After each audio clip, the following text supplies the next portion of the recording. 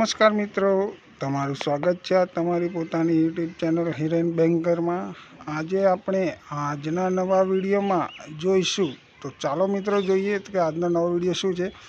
તો કે sport authority of Gujarat વિવિધ યોજનાઓનો લાભ લેવા સારું જાહેર નિવેદન છે મિત્રો। તો ચાલો જોઈએ તો કે રાજ્ય સરકારશ્રીના રમતગમત યુવા અને સાંસ્કૃતિક પ્રવૃત્તિઓ વિભાગ હેઠળની સ્પોર્ટ ઓથોરિટી ઓફ ગુજરાત દ્વારા વિવિધ યોજનાઓનો અમલમાં છે, જેવી કે સ્કૂલ ગેમ ફેડરેશન ઓફ ઇન્ડિયાની સ્પર્ધાઓ અને રાજ્યના એસોસિએશન દ્વારા આંતરરાષ્ટ્રીય કક્ષા, રાષ્ટ્રીય કક્ષા અને રાજ્ય કક્ષાના રાજ્યના ચંદ્રક વિજેતા ખેલાડીઓને એકલવ્ય એવોર્ડ, સરદાર પટેલ એવોર્ડ તેમજ જયદીપસિંહ બારિયા એવોર્ડ આપવાની યોજના અમલમાં છે। જે ગુજરાત રાજ્યના જે ખેલાડીઓ છેલ્લા 3 વર્ષમાં રાજ્ય, રાષ્ટ્રીય અને આંતરરાષ્ટ્રીય કક્ષાની સ્પર્ધામાં વિજેતા થયેલ હોય તેઓને આ યોજનાનો લાભ મળવા પાત્ર છે મિત્રો। એકલવ્ય એવોર્ડ, સરદાર પટેલ એવોર્ડ તેમજ જયદીપસિંહ એવોર્ડ માટે અરજી કરેલી પાત્રતા ધરાવતા ખેલાડીઓને આ સદર એવોર્ડથી સન્માનિત કરવામાં આવે છે।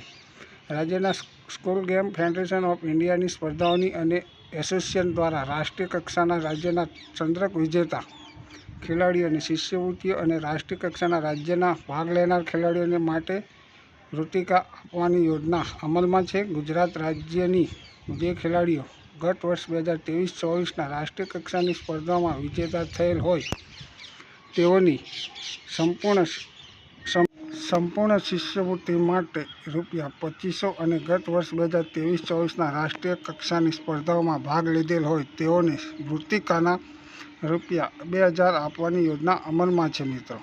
નિવૃત્ત રમતવીરોને પેન્શન આપવાની યોજના માટે પોતાની કારકિર્દી દરમિયાન રમતગમત ક્ષેત્રે રાષ્ટ્રકક્ષાએ મેડલ મેળવેલ હોય તેવા રમતવીરોને માસિક ₹3000 પેન્શન આપવાની યોજના અમલમાં છે મિત્રો।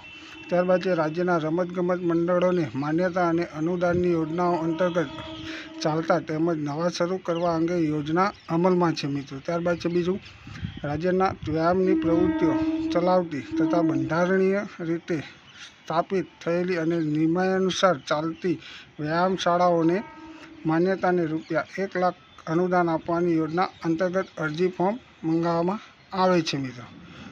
અંબુભાઈ પુરાણી એવોર્ડ માટે રાજ્યમાં વ્યાયામની પ્રવૃત્તિઓ ચાલતી તથા બંધારણીય રીતે સ્થાપિત થયેલી અને નિયમાનુસાર ચાલતી અને અંગે તંત્રની કચેરી દ્વારા વ્યાયામ શાળાઓને માન્યતા હોય તેમાં જે વિશિષ્ટ કામગીરી કરેલ હોય તે વ્યક્તિઓ માટે સન્માન ₹51,000ની રોકડ રકમ પુરસ્કારની અંગેની યોજના અમલમાં છે મિત્રો।